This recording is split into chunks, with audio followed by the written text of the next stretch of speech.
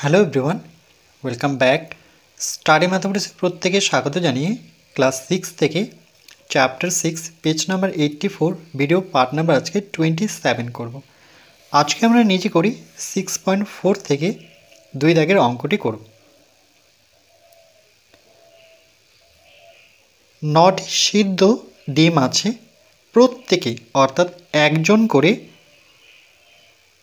1/1 2খানা করে খেলে কতজন খেতে পারবে দেখি। 9টি সিদ্ধ ডিম আছে, প্রত্যেকে মানে একজনে যদি 1/1 2টি করে ডিম খায় তাহলে কতজন খেতে পারবে সেই হিসেবটা আমাদের বের করতে হবে। লিখব ডিম আছে বা মোট ডিম আছে, এভাবে লিখতে পারি। মোট ডিম আছে সমান 9টি। প্রত্যেকে খাবে 1/1 2টি বা প্রত্যেকে পাবে, এভাবে লিখতে পারি।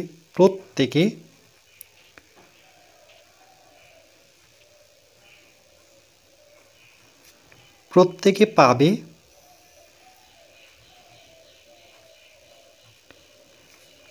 1/1 2টি। খানা বলতে এখানে একক আমরা টি লিখতে পারি। তাহলে কতজন খেতে পারবে, তাই লিখব ডিম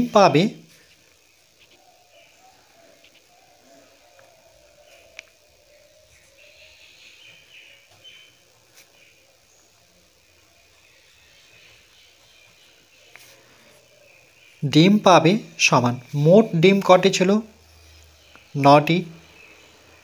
যখনই আমরা এই প্রত্যেকে কথাটি পাবো তাহলে মনে রাখতে হবে সেক্ষেত্রে ভাগ চিহ্ন দেব, দিয়ে 1/1 2 বসাবো।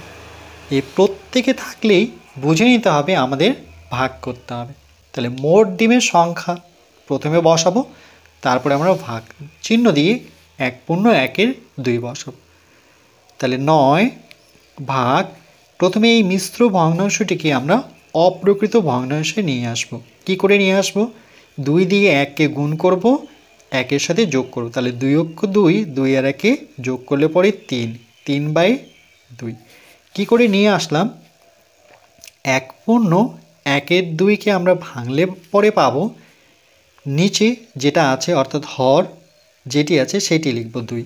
এই 2-এর সাথে 1 গুণ করে যোগ চিহ্ন দিয়ে আমরা এই 1 বসাবো। তাহলে 2-এর সাথে 1 গুণ করলে পরে 2 হবে, যোগ 1 নিচে 2, 2-এর সাথে 1 যোগ করলে পরে 3 নিচে 2। তাহলে 1/1 2কে আমরা লিখতে পারি 3/2 সমান।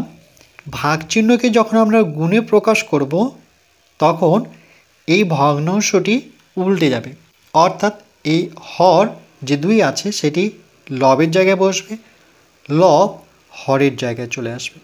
এটিকে বলা হয় অনন্যক করা, মানে ভগ্নাংশ উল্টে গেল।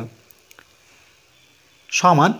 এরপরে আমরা জানি কোনো পূর্ণ সংখ্যার সাথে যদি ভগ্নাংশ থাকে, কোনো পূর্ণ সংখ্যা গুণন একটি ভগ্নাংশ, তাহলে পূর্ণ সংখ্যা আর লব মানে ভগ্নাংশের লব গুণ হবে, নিচে হর থাকবে।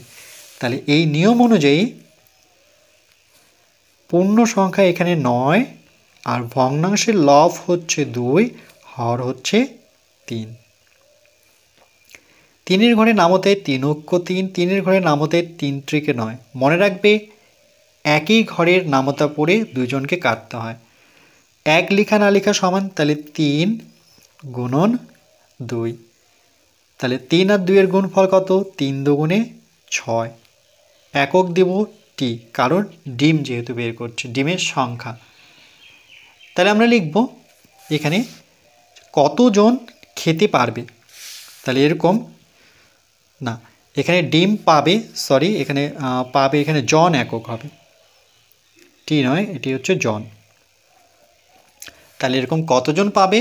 মোট 6 জন পাবে। তাই লিখব 6 জন খেতে পারবে। সুতরাং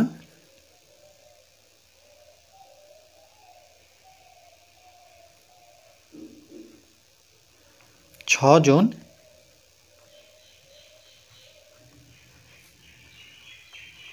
খেতে পারবে।